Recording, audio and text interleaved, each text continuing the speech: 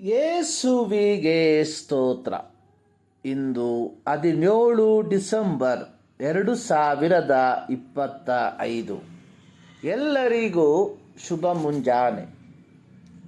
ಈ ದಿನದ ಧ್ಯಾನ ಭಾಗ ಪೇತ್ರನು ಬರೆದ 2ನೇ ಪತ್ರಿಕೆಯ ಮುನ್ನುಡಿ. ಪೇತ್ರನು ತನ್ನ 2ನೇ ಪತ್ರಿಕೆಯನ್ನು ಪೀಡನೆಗಳ ಫಲವಾಗಿ ಚದರಿ ಹೋಗಿರುವ ದೇವಜನರಿಗೆ ಸೂಕ್ಷ್ಮವಾದ ಆಧ್ಯಾತ್ಮಿಕ ವಂಚನೆಯಿಂದ ತುಂಬಿರುವ ತತ್ವವಾದಗಳಿಂದ ತಮ್ಮನ್ನು ತಾವು ಕಾಪಾಡಿಕೊಳ್ಳುವಂತೆ ಅವರಿಗೆ ಸಹಾಯವಾಗಿ ಈ ಒಂದು ಪತ್ರಿಕೆಯನ್ನು ಬರೆದರು. ಪೇತ್ರನು ತನ್ನ ಮರಣವನ್ನು ಮುಂಚಿತವಾಗಿ ಕಂಡವನಾಗಿ ತನ್ನ ಮರಣದ ನಂತರವೂ ದೇವಜನರು ತಾನು ಕಲಿಸಿದಂತಹ ಸತ್ಯದಲ್ಲಿ ನೆಲೆಗೊಳ್ಳುವಂಥವರಾಗಿರಬೇಕೆಂಬ ಉದ್ದೇಶದಿಂದ ಈ ಪತ್ರಿಕೆಯನ್ನು ಬರೆದಿದ್ದಾನೆ.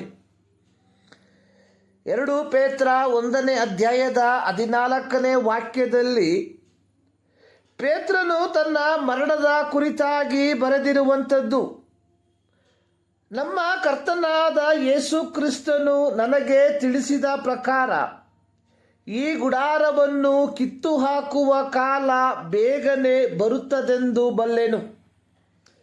15ನೇ ವಾಕ್ಯದಲ್ಲಿ ಪೇತ್ರನು ಮುಂದುವರೆಸಿ ಬರೆದಿರುವಂಥದ್ದು, ನೀವು ನನ್ನ ಮರಣಾನಂತರದಲ್ಲಿ ಇವುಗಳನ್ನು ಯಾವಾಗಲೂ ಜ್ಞಾಪಕ ಮಾಡಿಕೊಳ್ಳುವುದು ಸಾಧ್ಯವಾಗುವಂತೆ ಪ್ರಯಾಸ ಪಡುವೆನು.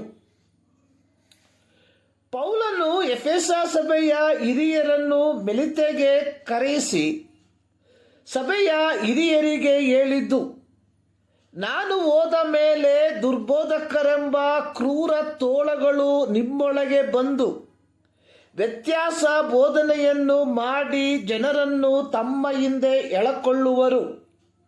ಹೀಗಿರಲಾಗಿ ಪೌಲನು ಎಫೆಸ ಸಭೆಯ ಹಿರಿಯರಿಗೆ ಹೇಳುವಂಥದ್ದು, ನಿಮ್ಮ ಹಿಂಡಿನ ವಿಷಯದಲ್ಲಿ ಜಾಗರೂಕರಾಗಿರ್ರಿ.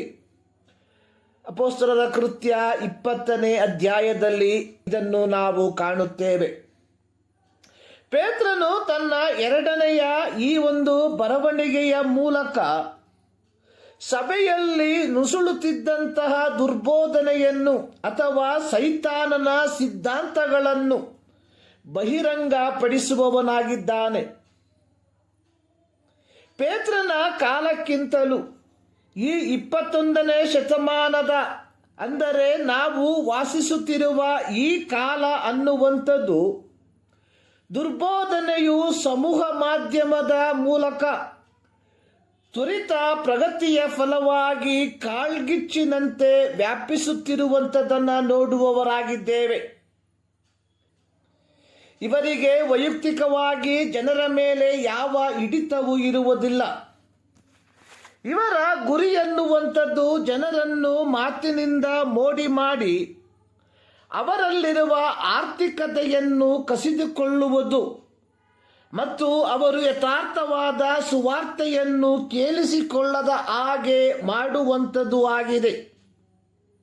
ಹೀಗಿರಲಾಗಿ ಸಭಾಪಾಲಕರಾದವರು ಇಂತಹ ದುರ್ಬೋಧಕರಿಂದ ತಮ್ಮ ಮಂದೆಯನ್ನು ಕಾಪಾಡಿಕೊಳ್ಳುವಂಥದ್ದು ಈಗಿನ ಮಟ್ಟಿಗೆ ಬಹಳ ಪ್ರಾಮುಖ್ಯವಾದ ದೌತ್ಯವಾಗಿದೆ. ಈ ಮುಂಜಾನೆಯಲ್ಲಿ ಸರ್ವಶಕ್ತನಾದ ದೇವರು ಈ ಅಧ್ಯಯನದ ಮೂಲಕ ನಿಮ್ಮನ್ನು ಆಶೀರ್ವದಿಸಲಿ.